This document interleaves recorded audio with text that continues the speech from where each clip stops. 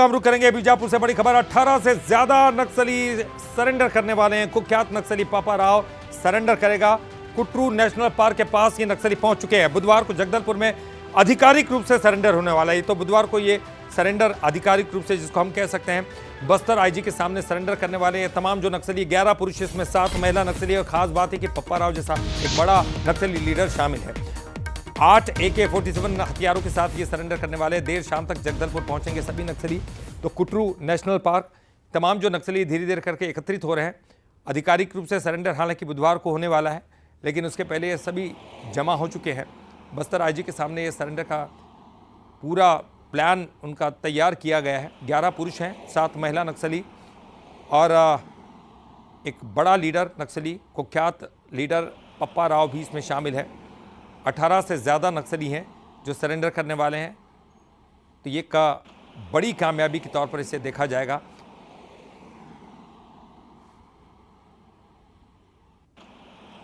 तो 8 AK-47 हथियारों के साथ सरेंडर करेंगे। इस वक्त अब जमावड़ा लगना शुरू हो गया है।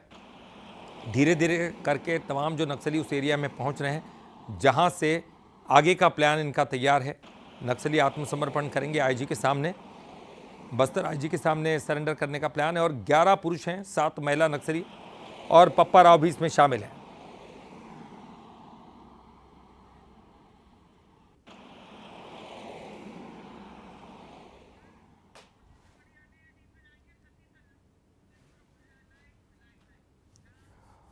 तो एक प्रकार से हम कह सकते हैं कि एक बड़ी कामयाबी का दौर शुरू होने जा रहा है। और जैसे नक्सल डेडलाइन की तरफ कदम बढ़ रहे हैं, उससे साफ तौर पर नजर आ रहा है कि उसके पहले तमाम जो नक्सली वो धीरे धीरे करके आत्मसमर्पण करते हुए नजर आ रहे। एक बड़ा नाम था पप्पा राव, वो भी आत्मसमर्पण कर रहा है। इस पूरे आत्मसमर्पण करने के जो प्लान है उसके बारे में और वहां पर क्या कुछ चल रहा है जानने के लिए सीधे रुक करेंगे। हमारे साथ हमारे सहयोगी सतीश अल्लूर जुड़ चुके हैं, उनका हम रुक करेंगे। सतीश, एक बड़ा प्लान है क्योंकि अब डेडलाइन बड़ी नज़दीक आ चुकी है और पप्पा राव जिसका इंतज़ार बड़े लंबे समय से किया जा रहा था, ये आखिरी होगा। ये जिसे हम कह सकते हैं कि नक्सलवाद डेडलाइन में ताबूत में ये आखिरी कील के रूप में साबित होगा।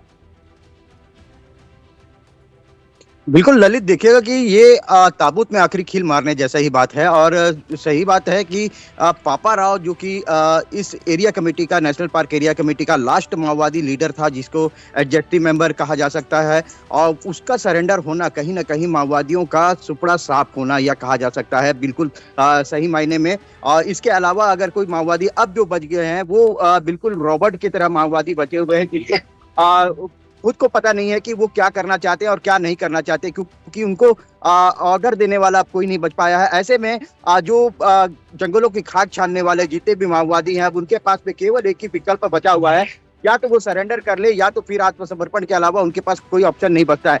रही बात पापा राव और उनके साथियों की, तो लगातार जिस प्रकार से उनके साथ में ये जो लोग 12, 13, 15 जो लोग थे वो लगातार मॉनिटरिंग कर रहे थे। और उसके अलावा इसके साथ में रेकी किया जा रहा था कि कहीं ना कहीं पापा राव जो है सरेंडर करना चाह रहा है या फिर लास्ट लड़ाई लड़ना चाह रहा है। इसको देखते हुए फोर्स भी जो है काफी मुस्तैद थी और लगातार उसके पीछे लगी हुई थी। और इसी वजह से जो है कल शाम से जिस प्रकार से यह इनपुट निकल के आई कि पापा राव जो है नेशनल पार्क एरिया टीम के साथ में लगभग 17 से 18 लोगों के साथ में वो सरेंडर करना चाह रहा है। और जिसके लिए फोर्स भी काफी तगड़ी और मुस्तैदी के साथ में तैयार हो चुकी थी। और ये वो क्षेत्र है, देखिएगा कि ये वो रोड है, ये कुटरू जाने वाला रोड है। यहाँ से लगभग 12 किलोमीटर की दूरी पड़ती है कुटरू की। और वहां पर जो है पापा राव अपनी टीम के साथ में मौजूद था। और कुछ ही क्षणों में अब यहाँ से निकल चुका है पापा राव और पूरी फोर्स सिक्योरिटी टीम यहाँ से निकल चुकी है और सीधे जगदलपुर लेके चली गई है। और कहीं ना कहीं मामला बड़ा गंभीर दिखाई दिया है, क्योंकि पापा राव के साथ में 18 लोग शामिल है और ये लास्ट माओवादियों का एक दस्ता था, जो कि अब पूरी तरीके से छत्तीसगढ़ से सुपड़ा साफ होता हुआ दिखाई दे रहा है नक्सलवाद का। और नक्सलवाद का अंत जो है वो खत्म हो चुका है। बस्तर से, छत्तीसगढ़ से नक्सलवाद का अंत खत्म हो चुका है।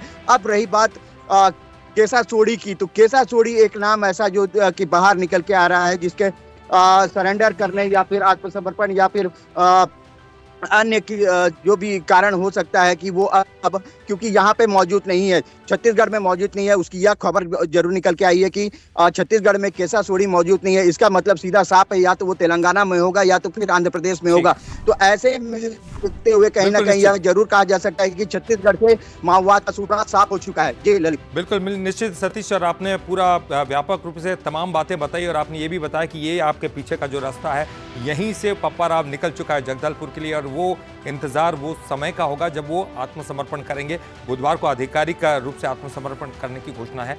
बहरहाल बहुत बहुत शुक्रिया आपका इस पूरी जानकारी के लिए, बातचीत करने के लिए।